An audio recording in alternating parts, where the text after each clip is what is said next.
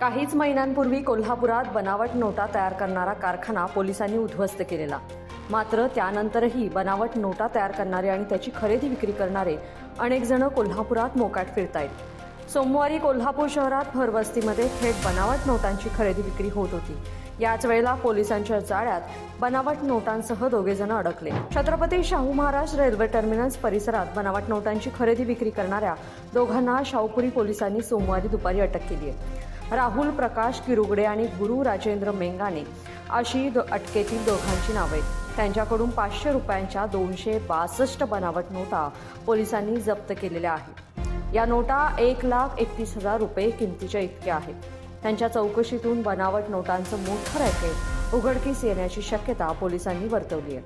काल दिनांक 16 मार्च 2026 रोजी सायंकाळी 7 वाजताच्या सुमारास रेल्वे स्टेशन कोल्हापूरच्या समोर इसम नामे गुरु राजेंद्र मेंगाने वय 23 वर्ष राहणार गजबरवाडी तालुका निपाणी जिल्हा बेळगाव तसेच राहुल प्रकाश किरुगडे वय 33 वर्ष राहणार नाना पाटील नगर म्हाडा कॉलनी कोल्हापूर यांच्या ताब्यामध्ये 500 रुपये किमतीच्या भारतीय चलनी नोटेप्रमाणे हुबेहूब दिसणाऱ्या 1,31,000 रुपये किमतीच्या 262 नोटा ह्या खऱ्या असल्याचे भासून बाजारात विक्री करण्यासाठी आणताना शाहूपुरी पोलीस ठाण्याकडील DB पथकाला मिळालेल्या आहेत. या दोन्ही आरोपींना अटक करण्यात आलेली आहे. त्यांचा पुढील तपास करत आहोत. या नोटा त्यांनी कुठून आणल्या, छपाई कुठे केली याबद्दलचा तपास त्यांची पोलीस कस्टडी रिमांड घेऊन आम्ही करत आहोत.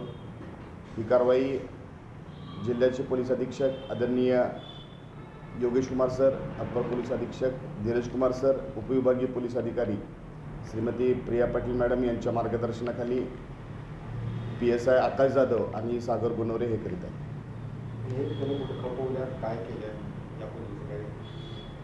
आता त्यांना अटक करण्यात आलेली असून आता रिमांड मुदतीमध्ये त्यांनी या नोटा आणखीन काही बाजारामध्ये आणल्या तर कसं याबद्दल आम्ही तपास करणार आहोत. पोलिसांनी या प्रकरणी अटक केलेल्यांमध्ये किरुगडे हा रंगकाम करतोय तर मेंगाने हा मिळेल ते काम करून उदरनिर्वाह करतो. हे दोघेही स्वतः बनावट नोटा छापण्याची शक्यता फारच कमी आहे. त्यांना नोटा पुरवणाऱ्या दोघांची नावं निष्पन्न झाली असून त्यांचा शोध पोलीस घेत आहेत. या दोघांच्या अटकेनंतरच बनावट नोटा कोणी छापल्या, किती छापल्या, कुठे छापल्यात आणि त्या कुठे कुठे खपवलेल्या आहेत याचा उलगडा होणार आहे. लोकमत.com साठी कोल्हापूरहून मी दुर्वा दळवी.